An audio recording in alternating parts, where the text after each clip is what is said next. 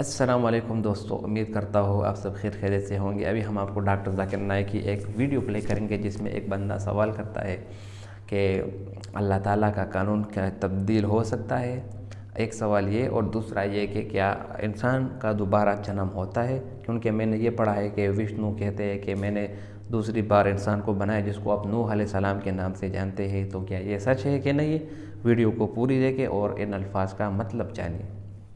Sir, मैं पूछना चाहता हूँ, क्या भगवान के बनाए हुए सभी नियमों में परिवर्तन होता रहता है क्या? मैं इसलिए पूछना चाहता हूँ क्योंकि इस्लाम धर्मावली बोलते हैं कि यानी कि मनुष्य का कभी पूर्ण जन्म नहीं होता है, और जबकि श्रीमद् भागवत गीता में श्री कृष्णा ने अर्जुन से कहा है, हे पार्थ, कि इंसान यानी कि कई बार जन्म लेता है। शायद तुम्हें नहीं मालूम है, मेरे कई जन्म हो चुके हैं। मैंने पहला जो गीता का ज्ञान दिया था वो पहले इस मनु को दिया था, जिसे आप शायद नूह इस्लाम का नाम से जानते होंगे।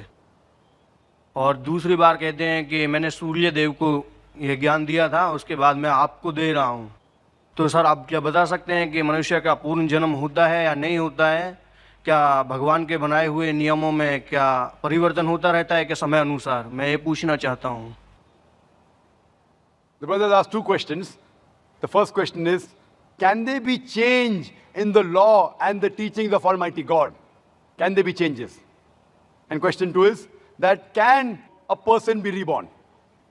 Can he be reborn? And he quoted a verse of the Gita, which I'll come to it later on. As far as the first question is concerned, can the laws of God keep on changing? If the law of God is time bound, if it's meant for only a particular group of people and for a particular time period, it will keep on changing. For example, as I mentioned in my talk, Torah, Zabur, Injil, all of them were revelation of God, but they were meant for a particular group of people and for a particular time period.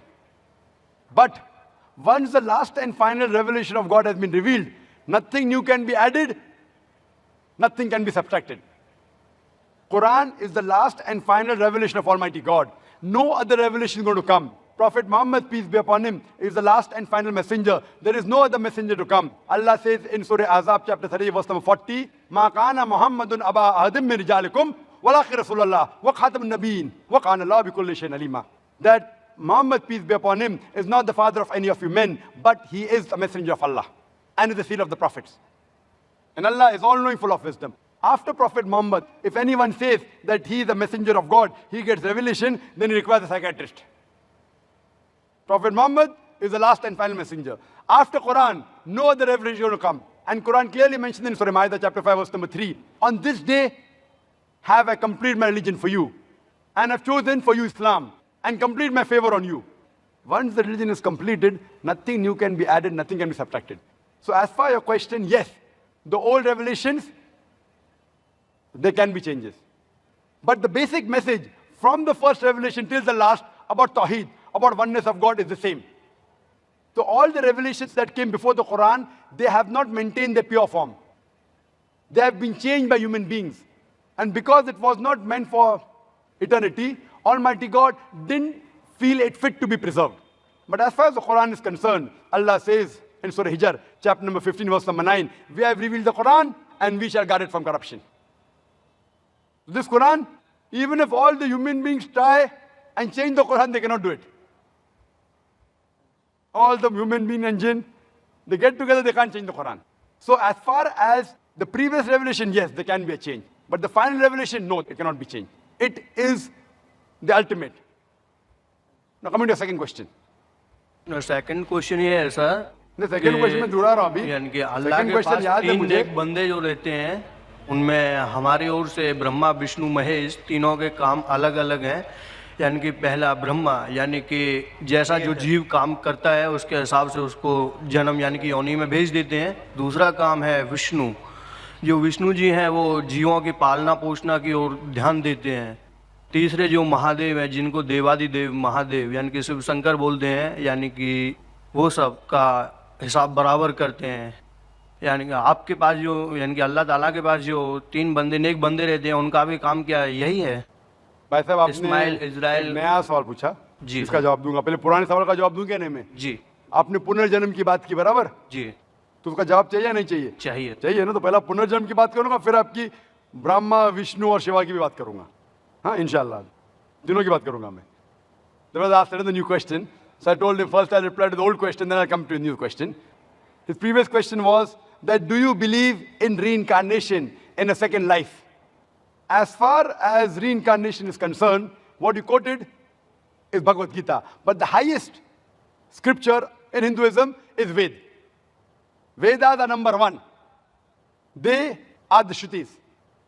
Then later on come the Smritis. Mahabharata, part of Mahabharata is Bhagavad Gita. Though Bhagavad Gita is more widely read than the Vedas, but authenticity in grade, Veda is higher. The Ved speaks about Punarjanam. Punarjanam means next life. And if you read the Quran too speaks about next life. Quran says you'll come in this world, you'll die, again you'll be resurrected.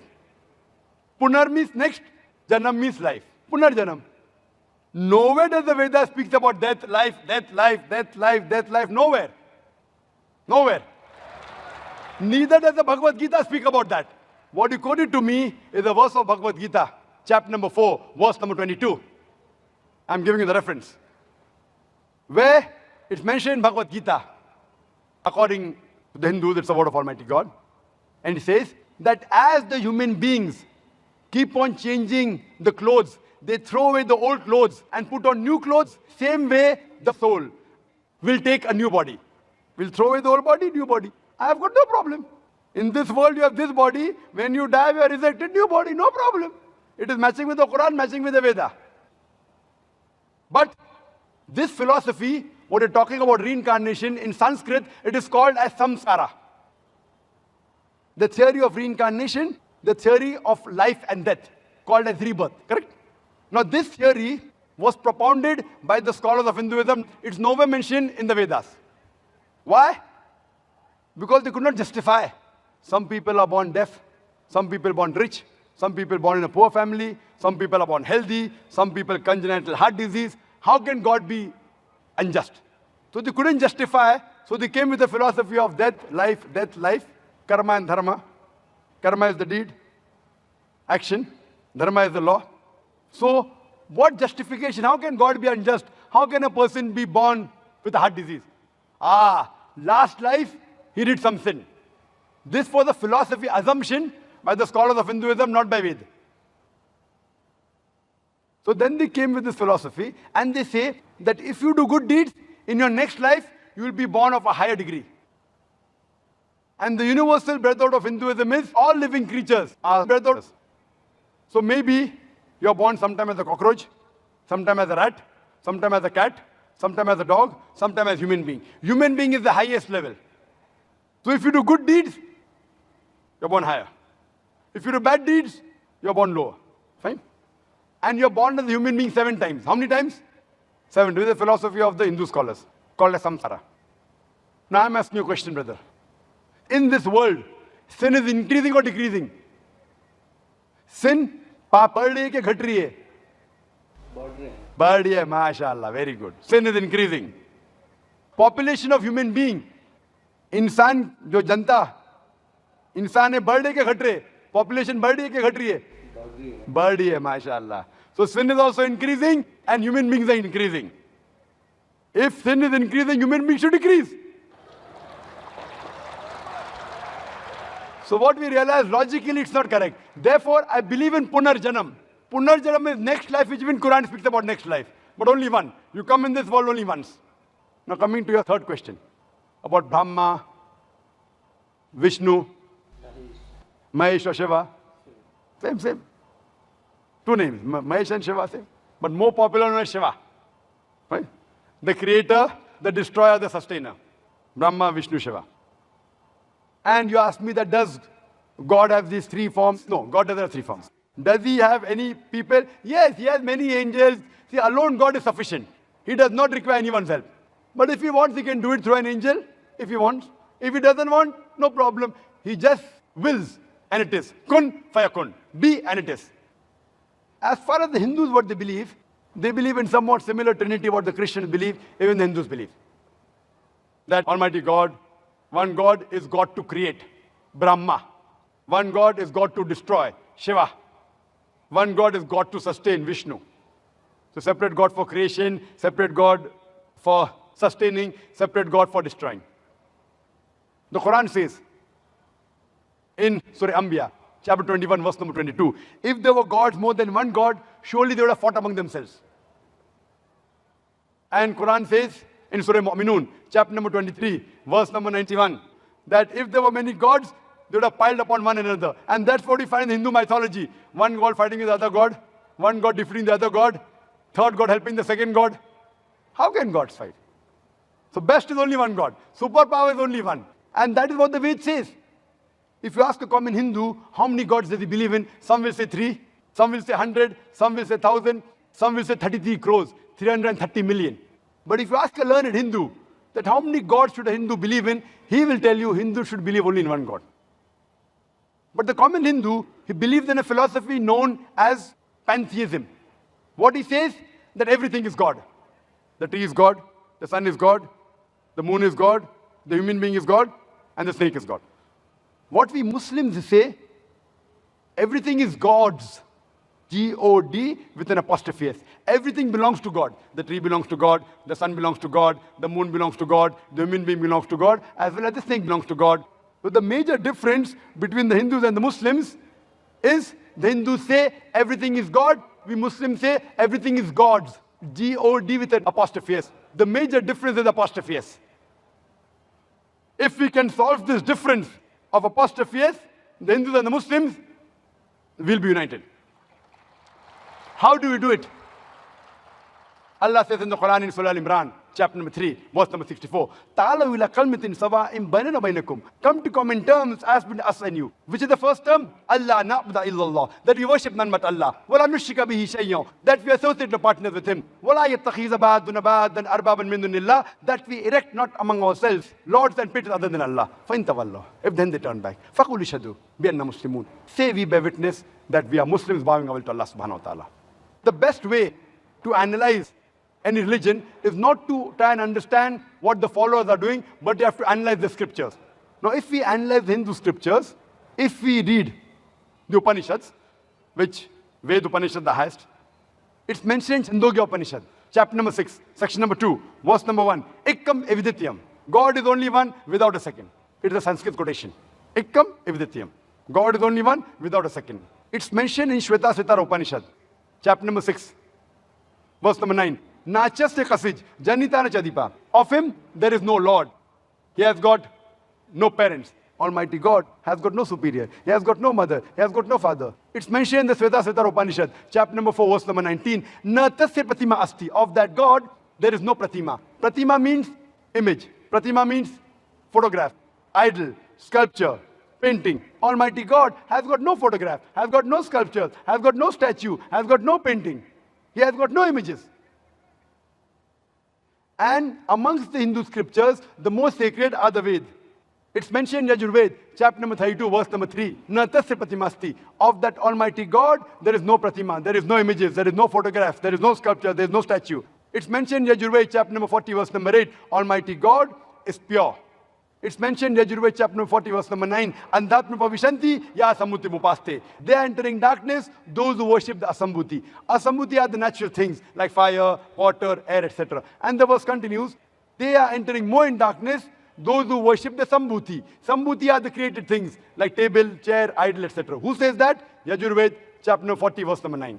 And the Brahma Sutra of Hinduism is Ekam Braham देवत्या नास्ते नैना नास्ते किंचन भगवान एक ही है दूसरा नहीं है नहीं है जरा भी नहीं है there is only one God, not a second one, not at all, not in the least bit. We'd like our audience to give this young boy a good hand, because I think when we are young, we are more innocent, we are more righteous, we are more truthful. He's an example of it, putting a very genuine question. He had a genuine question, he believed in a genuine approach. अल्हम्दुलिल्लाह। खुश आमदीद दोस्तों, उम्मीद करता हूँ आप सब खैर खैरियत से होंगे और वीडियो आपने पूरी देखी होगी। भाई का जो पहला सवाल है कि अल्लाह ताला के कानून में तब्दीली लाया जा सकता है या नहीं, यानी उसका कानून तब्दील होता है या नहीं। तो इसका जवाब यह है कि अल्लाह ताला का कानून जो है वो अगर पहले उम्मतों की बात करें तो पहले उम्मतों में जो अहकामात नाजिल हुए तो वो उस वक़्त के कौम तक महदूद थी। जैसा कि आप आदम अलैहिस्सलाम से लेकर और حضرت آدم علیہ السلام سے لے کر حضرت محمد صلی اللہ علیہ وسلم تک جتنے بھی پیغمبر آئے ان میں سے جو توحید کی بات کی گئی، توحید کا جو قانون ہے وہ لا الہ الا اللہ، وہ ہمیشہ سے ایک ہی رہا ہے، اس میں تبدیلی بالکل نہ ہی ہوئی اور نہ ہی کبھی ہوگی۔ تمام پیغمبر جب آئے اور انہوں نے جب دعوت دی تو انہوں نے صرف ایک ہی بات کہی کہ لا الہ الا اللہ۔ تو اس قانون میں جو توحید کا قانون ہے اس میں بالکل بھی تبدیلی نہیں ہوئی اور نہ ہی کبھی ہوگی۔ تو اسی لیے اللہ تعالیٰ کا جو کتاب نازل ہوا قرآن مجید، اس میں بھی یہی بات ذکر ہے کہ تمام پیغمبروں کا یہی دعویٰ رہا ہے کہ انہوں نے صرف لا الہ الا اللہ کی تبلیغ کی۔ دوسری بات، جو احکام تھے، جو مسائل تھے، اس میں تبدیلی کی گئی۔ جیسا کہ آپ اگر موسیٰ علیہ السلام کے دین کے بارے میں پڑھیں گے تو اس کے دین میں سختی بہت زیادہ تھی۔ ان کے دین میں سختی کی مثال یہ کہ اگر اس میں کسی بندے سے گناہ ہو جاتا بنی اسرائیل میں سے، تو صبح اٹھ کر اس کے دروازے پر لکھا ہوا ہوتا کہ فلاں بندے نے یہ گناہ کر دیے۔ دوسری بات یہ کہ جب اس میں کسی کے جسم پر، بدن پر غلاظت یا گندگی پڑی ہو جاتی تو وہ جگہ دھونے سے صاف نہیں ہوتا تھا بلکہ اس کو کاٹ دیتے تھے۔ تیسری بات یہ ہے کہ ان کی دین میں ایسی سختی تھی کہ اگر ان میں کسی سے کوئی بڑا گناہ ہو جاتا تو اس کی معافی کی سزا صرف موت ہو جاتی۔ اگر وہ اپنے آپ کو مار دیتے تو اس کو سزا جو ہے نا وہ ختم ہو جاتی۔ تو یہ اس کی جو ہے نا سختی تھی اس میں بہت زیادہ۔ اگر عیسیٰ علیہ السلام کی بات کریں تو اس کی دین میں جو احکامات تھے وہ بہت زیادہ نرم تھے، اس میں بہت زیادہ نرمی تھی۔ اور اگر آپ ہمارے دین کی بات کریں جو حضرت محمد صلی اللہ علیہ وسلم لے کر آئے تو اس میں جو ہے نہ سختی ہے اور نہ نرمی ہے، بلکہ درمیان مذہب بین بین جس کو بولتے ہیں۔ ہر کوئی آسانی سے اس کے اوپر عمل کر سکتا ہے۔ 5 وقت کی نماز ہر کوئی ادا کر سکتا ہے، حج زندگی میں ایک بار ہر کوئی کر سکتا ہے، ہر کوئی نہیں لیکن جس پر فرض ہو وہ کر سکتا ہے۔ زکوٰۃ اتنا زکوٰۃ فرض ہے جو بندہ ایفرٹ کر سکتا ہو وہ دے سکتا ہو، وہ سب کسی پر فرض ہے۔ تو ہمارا دین جو ہے اور اس میں جو احکامات ہیں وہ بین بین ہیں۔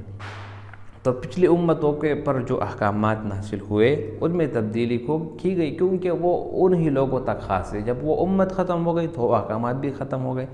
اب جو کہ ہمارا امت ہے، جو ہمارے پیغمبر صلی اللہ علیہ وسلم کی امت ہے، ان پر جو احکامات نازل ہوئی تو وہ آپ جو ہے نا اس کو کہتے ہیں وہ امت جو ہے وہ اس کی جو احکامات ہیں وہ قیامت تک ہی رہے گی۔ جو بندے قیامت تک آئے، قیامت تک جتنے مسلمان بھی پیدا ہوں گے سب کے سب اسی قانون پر اور انہی احکامات پر عمل کریں گے۔ اگر اس پر کوئی عمل نہ کرے تو ان کی جو عبادات ہے وہ قبول نہیں ہوں گی۔ تو اللہ تعالیٰ کے احکام، توحید کی جو بات ہے وہ تمام امتوں میں ایک جیسا رہا، ہاں لیکن احکامات اور جو اصول ہے وہ کبھی کبھی تبدیل ہو گئے، ٹھیک ہے، فروعی مسائل جو ہے وہ تبدیل ہوتے گئے۔ دوسرا سوال، دوسرا جنم۔ تو دوسرا جنم، ہم مسلمان بھی دوسرے جنم پر یقین رکھتے اور ہمیں پتہ ہے کہ ہم دوبارہ زندہ ہوں گے۔ ہم جو ایمان مفصل پڑھتے آمنت باللہ و ملائکتی تو اس میں یہی بات ہے والبعث بعد الموت، موت کے بعد زندہ ہونا، اور اس پر ہر مسلمان یقین رکھتا ہے کہ موت کے بعد زندہ ہونا پڑے گا۔ قبر میں حساب، قبر کی زندگی، اسی طرح برزخ کی زندگی، حشر کی زندگی اور اسی طرح حساب کتاب۔ تو یہ سب کے سب چیزیں جو ہے نا ان کا محاسبہ کیا جائے گا اور ان کا حساب کتاب دیا جائے گا۔ اسی طرح جو ہندو کہتے ہیں کہ 7 جنم، یہ اب غلط بات ہے اور جھوٹ بات ہے، اپنی طرف سے بنائی گئی ان کی بات۔ ان کی جو اپنی کتاب ہے جو ڈاکٹر نے حوالہ دیا اس میں بھی یہی بات لکھا ہے، اور یہ بھی جو ہے نا انہی کی جو ہے نا اس میں بھی صرف یہ لکھا ہے کہ ایک بار، یہ 7 بار بار پیدا ہونا مر جانا، یہ بات غلط ہے کہ ان لوگوں نے اپنے آپ سے لکھی ہے۔ اس کی آسان سی مثال ہی ہے کہ یہ کہتے ہیں کہ اگر آپ اچھا زندگی گزارو گے اور اچھے اعمال کرو گے تو جب آپ مرو گے تو آپ جو ہے نا وہ آپ انسان بن کر دوبارہ پیدا ہوں گے، لیکن اگر آپ گناہ کریں گے اور غلط کام کریں گے تو پھر آپ دوبارہ کسی جانور کی شکل میں پیدا ہوں گے۔